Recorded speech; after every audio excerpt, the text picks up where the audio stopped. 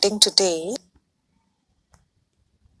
is operant conditioning, second part है Skinner, and today I'm discussing about the schedules of reinforcement. Very important topic exam point of view से, तो let's discuss. ठीक है, उससे पहले मैं आपको लास्ट का ब्रीफ देती हूँ. जो मेरा फर्स्ट पार्ट था उसमें मैंने आपको बताया था positive and negative reinforcement and punishment और उनके डिफरेंसेस. ठीक है, उसके बाद यहाँ पे पनिशमेंट जो था उसको मैंने बताया था कि जो पनिशमेंट है इज अपोजिट ऑफ रीइंफोर्समेंट है. ठीक है, क्योंकि क्या करता है ये एलिमिनेट करता है रिस्पॉन्सेस को rather than increase it. Punishment जो है is an aversive event also that decreases the behaviour that it follows. Like reinforcement, punishment can work either by directly applying an unpleasant stimulus. ठीक है, जैसे आप यहाँ देखिए कि there is a many problems we have to face while using a punishment therapy. ठीक है, जैसे punishment behaviour is not forgotten, it's suppressed. मतलब अगर आप पनिशमेंट देना बंद कर देंगे तो वही बिहेवियर दोबारा रिपीट हो जाएगा. ये प्रॉब्लम आती है तो हमें उसको शेप देना पड़ेगा, उसको हमें परमानेंट करने के लिए भी जो है काम करना पड़ता है. सेकंड है इट कॉजेस इंक्रीज्ड एग्रेशन.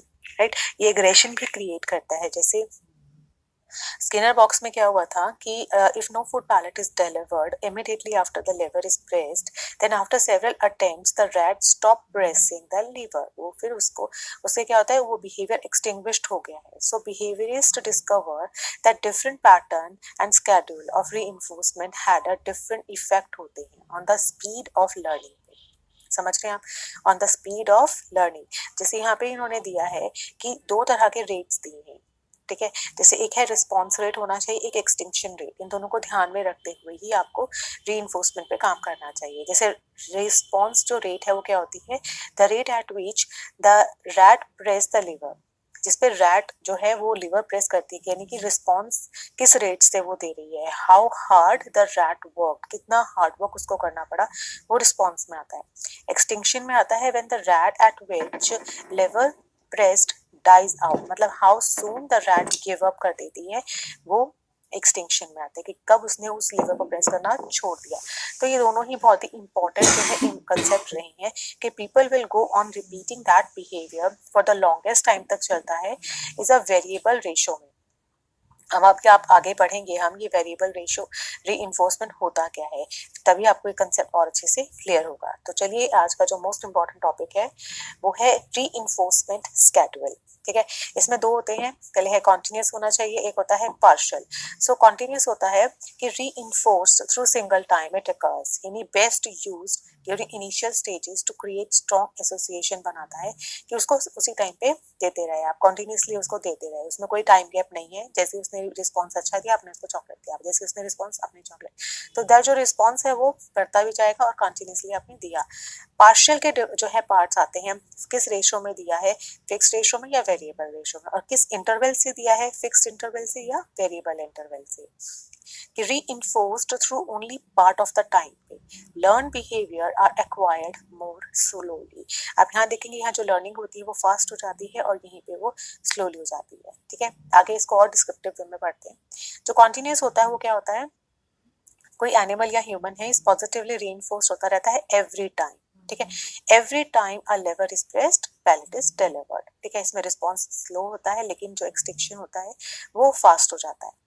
ठीक है, रिस्पॉन्स का तो रिस्पॉन्स जो है वो काफी स्लो आता रहता है. जैसे आपने फर्स्ट अच्छा रिस्पॉन्स आया, उसके बाद स्लोली स्लोली जब आपको पता है कि आपको मिलेगा ही मिलेगा, तो आपका रिस्पॉन्स जो है वो धीरे धीरे स्लो होने लगता है. ठीक है, उसके बाद एक्सटिंक्शन भी जल्दी से हो जाता है फास्ट.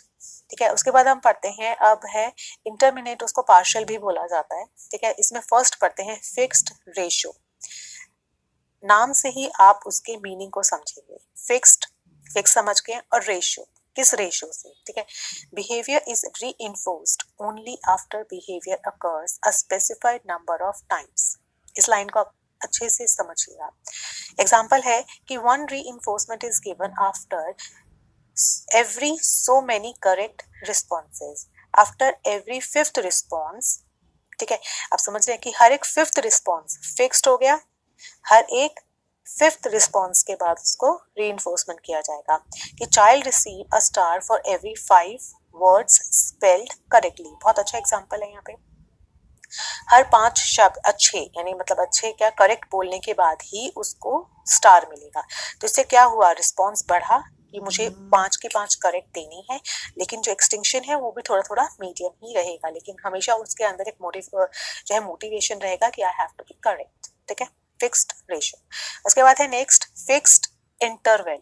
ठीक है, इसी नाम से हम जो है समझेंगे कि वन reinforcement जो है is given after a fixed time interval providing at least what correct response has been made। जैसे कि for example is being paid by the hour, right.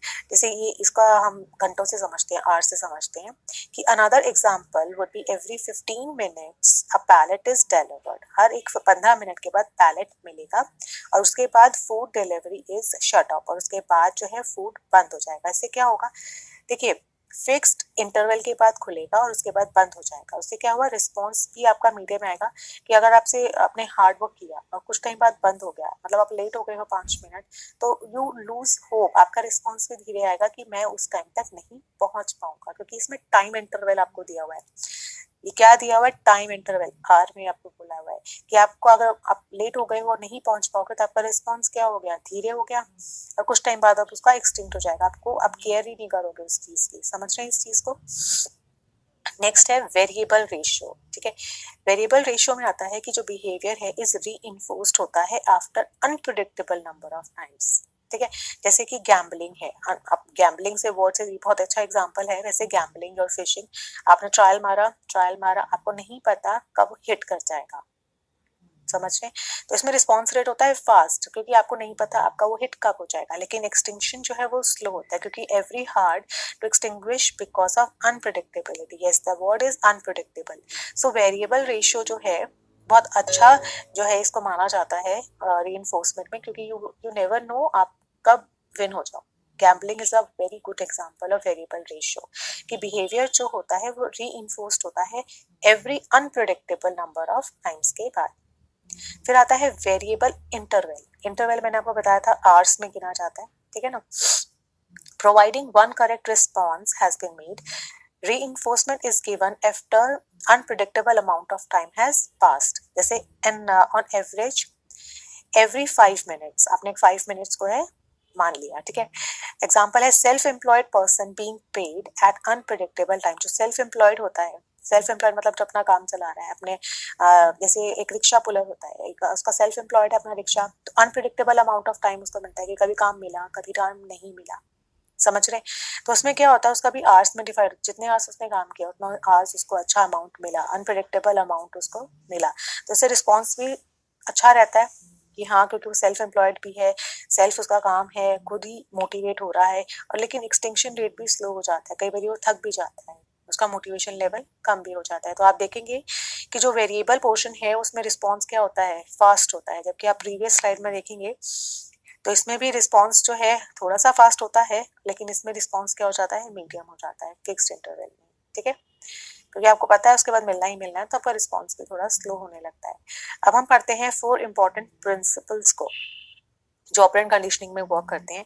पहला आता है प्रिंसिपल ऑफ इमीडिएसी, ठीक है, इमीडिएट जो रिस्पॉन्स आता है, इसमें क्या होता है, ऐसा बिहेवियर होता है that brings the instructor and student close together in terms of perceived distance. Non verbal जो होता है immediacy includes behaviour such as smiling, gesturing, move around the class while teaching. तो ये क्या होते हैं, एक नॉन वर्बल। इमीडिएटली होता है रिस्पॉन्स देना, कि कितने टाइम बाद आप रिस्पॉन्स दे रहे हैं, तो आपको यू हैव टू बी, आपको रिस्पॉन्स देना बहुत जरूरी होता है। प्रिंसिपल ऑफ डेप्रीवेशन, जिसमें डेप्रीवेशन को इन्होंने क्या बोला है कि not having access to something that is deprivation, not having access to something that is highly desirable. And satiation होता है is an opposite to deprivation, कि it refers to the opposite कि refers having some too much, ठीक है। फिर आता है contingency, कि अ फ्यूचर इवेंट और circumstances that is possible but can not be predicted with certainty. आप निश्चय नहीं कर पाते हो इसमें कि क्या होगा इन फ्यूचर में।